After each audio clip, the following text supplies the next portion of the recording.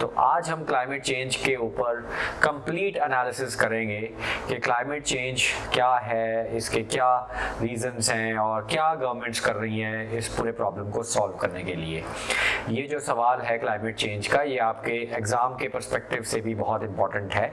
आपके यूपीएससी के मेंस के एग्ज़ाम या फिर आप जैसे कुछ और स्टेट सर्विसेज एग्ज़ाम दे रहे हो, वहाँ पे भी आपको काफ़ी हेल्प मिलेगी। तो चलिए without wasting any more time हम ये टॉपिक को स्टार्ट करते हैं। देखिए, क्लाइमेट चेंज, सबसे पहले चीज़ आपके पास एक इमेज आ रही है, एक इट्स मीम अगर हम बोल दें आज की जार्गन के अंदर। तो एक पोलर बियर है और इसको कोई बोल रहा है कि क्लाइमेट चेंज तो कुछ नहीं होता यार, ये सब पॉलिटिक्स है। लेकिन अगर आप इसको पूछो तो ये कहेगा ओ गॉड टेल मी नाउ कि वेदर ये पॉलिटिक्स है या नहीं है। अभी रिसेंटली आईपीसीसी ने अपनी 6th असेसमेंट रिपोर्ट पब्लिश की है और उसका नाम भी ये रखा है कि फिजिकल साइंस बेसिस। मतलब कहने का है कि क्लाइमेट चेंज एक रियलिटी है और इस रियलिटी को फिजिकल साइंस बेसिस के ऊपर हमने प्रूव भी कर दिया है। इनफैक्ट नोबेल प्राइज इस बारी क्लाइमेट साइंटिस्ट्स को मिला है जिन्होंने ये अपनी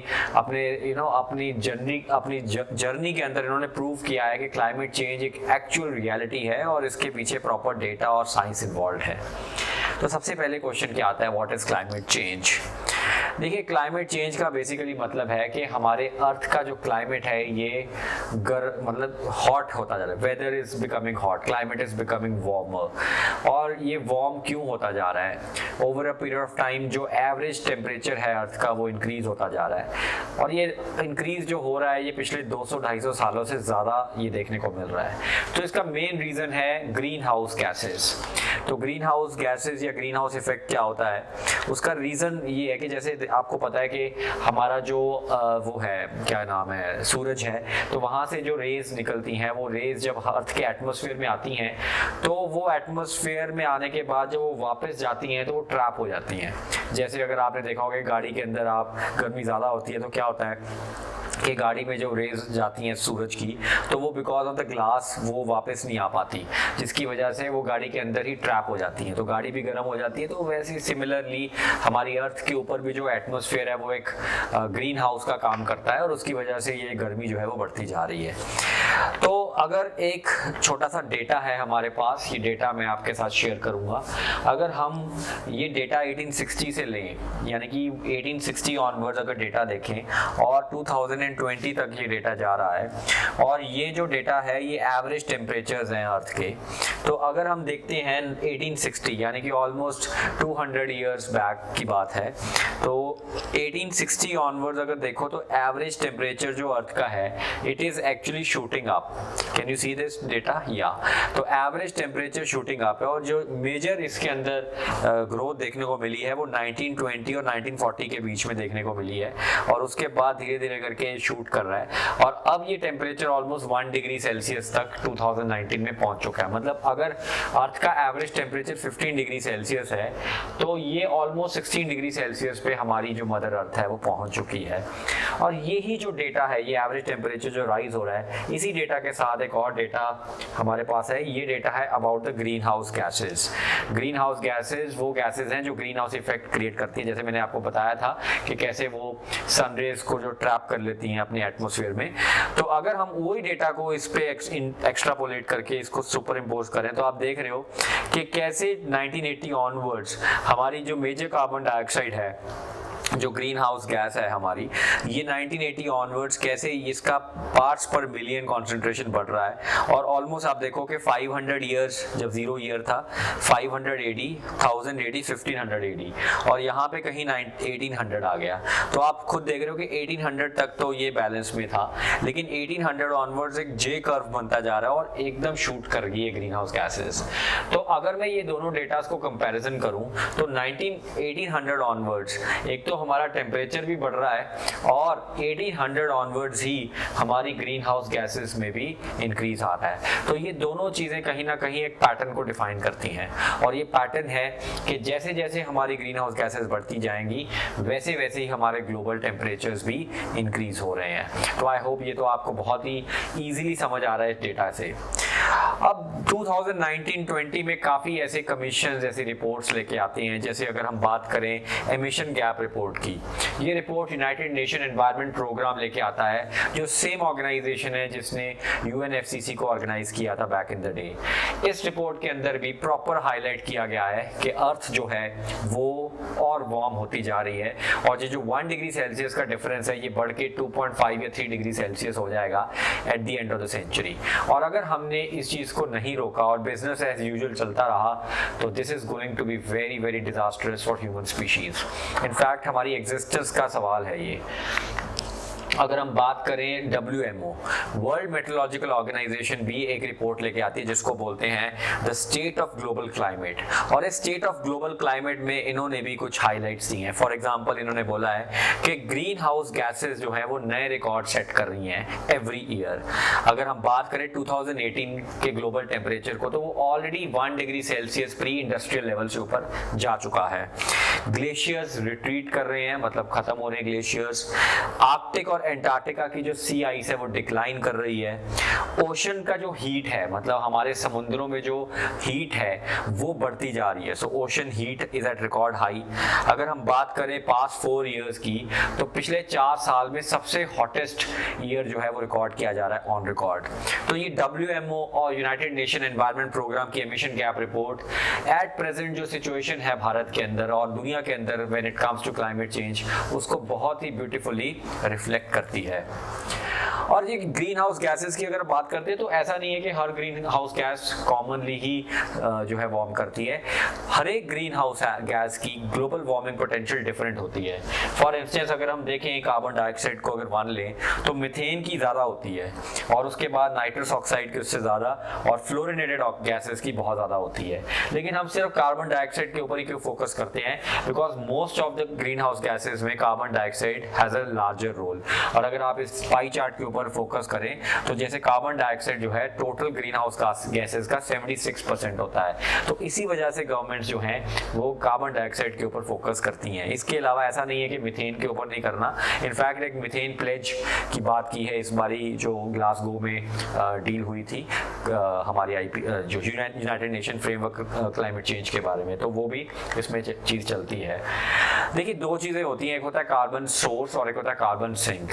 हम दोनों चीज़ों में ही प्रॉब्लम क्रिएट कर रहे हैं। हम कार्बन सोर्स मतलब CO2 का सोर्स भी बढ़ा रहे हैं, और हम उस CO2 को कंज्यूम करने के लिए जो सिंक है, जो हमारे फॉरेस्ट हैं, उनको भी हम खत्म कर रहे हैं। तो as we are improving the source and reducing the sink, the carbon dioxide is going up, जो कार्बन डाइऑक्साइड बढ़ती जा रही है। तो इसमें आप देखो तो हमने डिफॉरेस्टेशन कर दी है, उसकी वजह से इतना कार्बन डाइऑक्साइड एडिशनली रिलीज हो रहा है। हमने जो है फॉसिल्स बर्न किए, उससे ये रिलीज हो गया, लेकिन मेजर जो सिंक है वो खत्म होता जा रहा है। तो सोर्स भी बढ़ रहा है और सिंक भी कम हो रहा है, जिसकी वजह से एडिशनल CO2 हमारी एटमॉस्फेयर में जा रही है। अगर हम ग्रीन हाउस गैसेज एमिशन को ये देखें, सेक्टर वाइज देखें, तो आप ये देख पा रहे हो कि सबसे ज़्यादा सेक्टर हमारा इलेक्ट्रिसिटी है। मतलब हमारे थर्मल प्लांट्स, हमारी इलेक्ट्रिसिटी का पूरा प्रोग्राम ऑलमोस्ट आप देखो 25% हमारा इलेक्ट्रिसिटी वाले सेक्टर में जा रहा है। इसके बाद एग्रीकल्चर सेक्टर आ जाता है, खेती बाड़ी सेक्टर आ जाता है, और last but not the least हमारी ट्रांसपोर्टेशन, यानी कि हमारी गाड़ियाँ, हमारी बसेस, हमारे रेल्स, ये सारे नेटवर्क भी ग्रीन हाउस गैसेज के लिए काफ़ी ज़्यादा इंपॉर्टेंट है। ये तो बात हुई दैट ग्रीन हाउस गैसेज और कार्बन डाइऑक्साइड की एमिशन से ग्लोबल वार्मिंग आ रही है।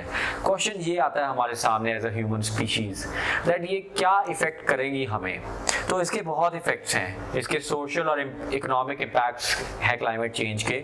अगर हम बात करें कि लोग रिलोकेट हो जाएंगे, हमारे हार्वेस्ट की प्रोडक्टिविटी श्रिंक हो जाएगी, हमारे प्राइसेस जो है वो राइज हो जाएंगे जब सप्लाई खत्म हो जाएगी, एक्सट्रीम मेट्रोलॉजिकल फिनोमिना जैसे डिजास्टर्स होने शुरू हो जाएंगे, बीमारियां फैलेंगी जब टेम्परेचर्स बढ़ जाएंगे, और ऐसे ऐसे एरियाज में फैलेंगी जहां पे अभी तक वो कभी वहां पे बीमारी थी नहीं, फ्रेश वाटर में शॉर्टेजेस आ जाएंगी, इनफैक्ट जब रिसोर्स में ऐसी डिविजन हो जाएंगी तो लोग जंग पे जाएंगे, सो वॉर्स होंगी जिसको क्लाइमेट वॉर्स बोलते हैं।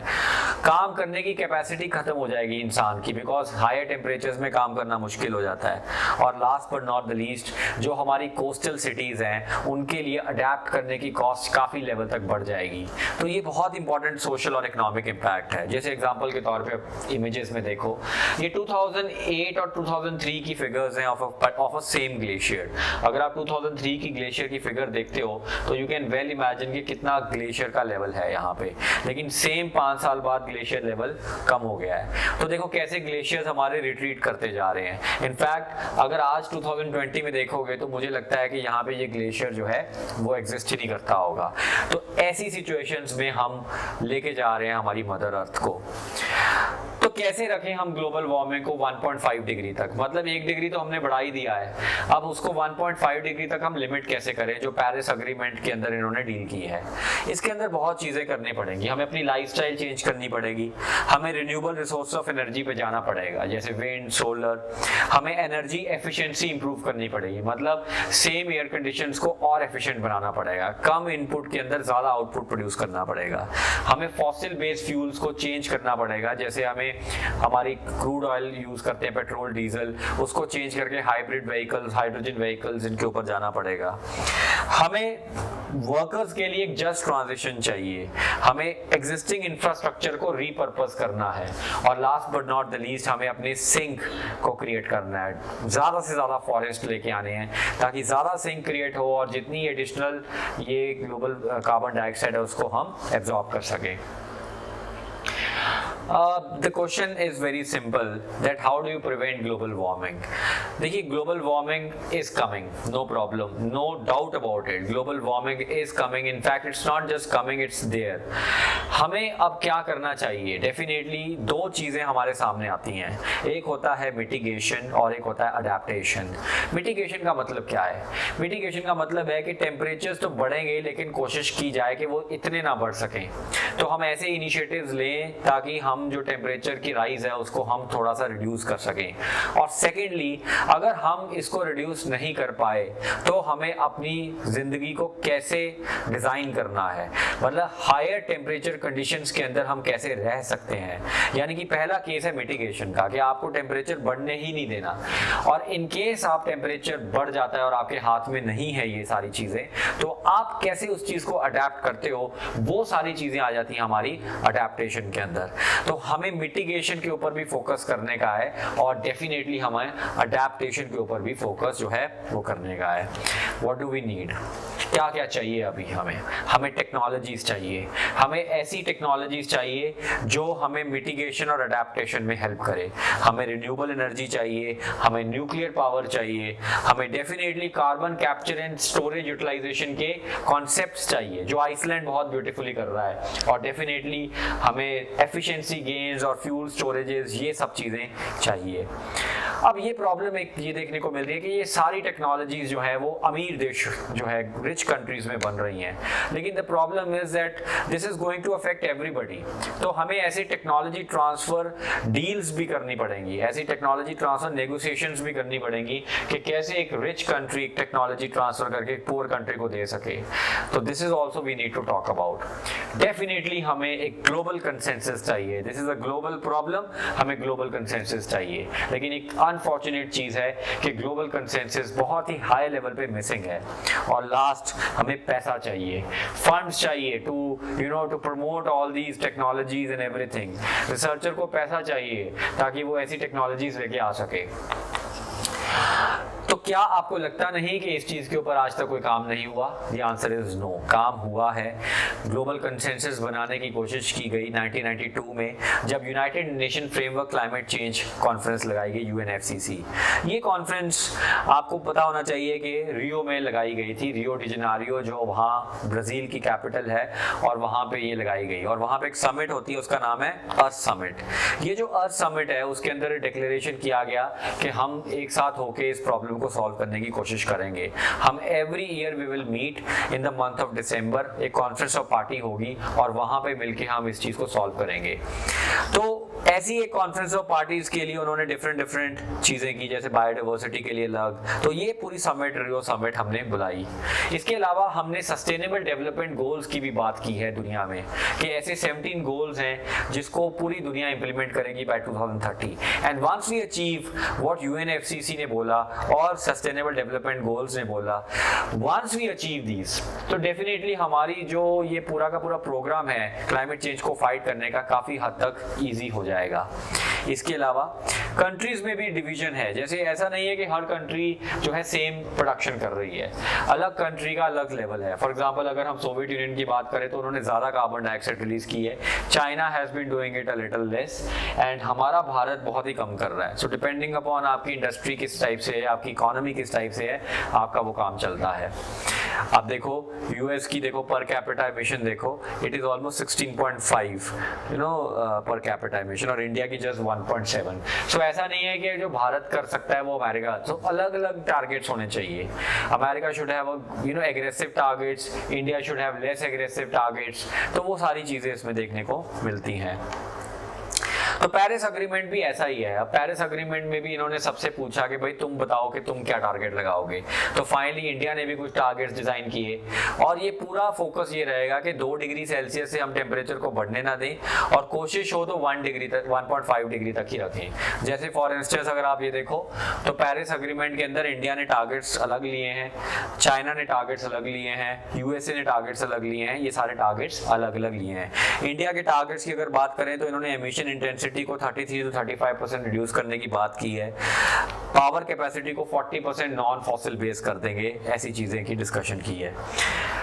तो coming to the end, so the end is not very hopeful, not very positive, because अभी भी डिबेट्स एंड डिस्कशंस चल रही हैं। लास्ट मीटिंग ग्लासगो के अंदर हुई थी और वहां पे मिथेन के ऊपर भी डिबेट हुई कि मिथेन को भी करना चाहिए कि नहीं करना चाहिए। तो पॉइंट है कि देखो climate change is going to happen, तो as a society, as economy, as a citizens of the world, we must come together and pull our governments कि आप क्लाइमेट चेंज के ऊपर डेफिनेट स्टेप्स हमें बताइए। आप लोकल लेवल पे steps बताइए, रीजनल लेवल पे स्टेप्स बताइए, और नेशनल लेवल पे गोल्स बताइए कि जो हमें इंप्लीमेंट करने हैं। हमने अपने घरों में क्या इंप्लीमेंट करना है, हमें अपने एजुकेशन सिस्टम में क्या इंप्लीमेंट करना है, उस चीज़ के बारे में बताइए। तो ये था आज का सेशन जो क्लाइमेट चेंज के रिलेटेड था। मेरा नाम मनिंदर है। अगर आपको ये पूरा सेशन अच्छा लगा हो तो लाइक, शेयर और सब्सक्राइब जरूर करिएगा। Thank you everybody, take care.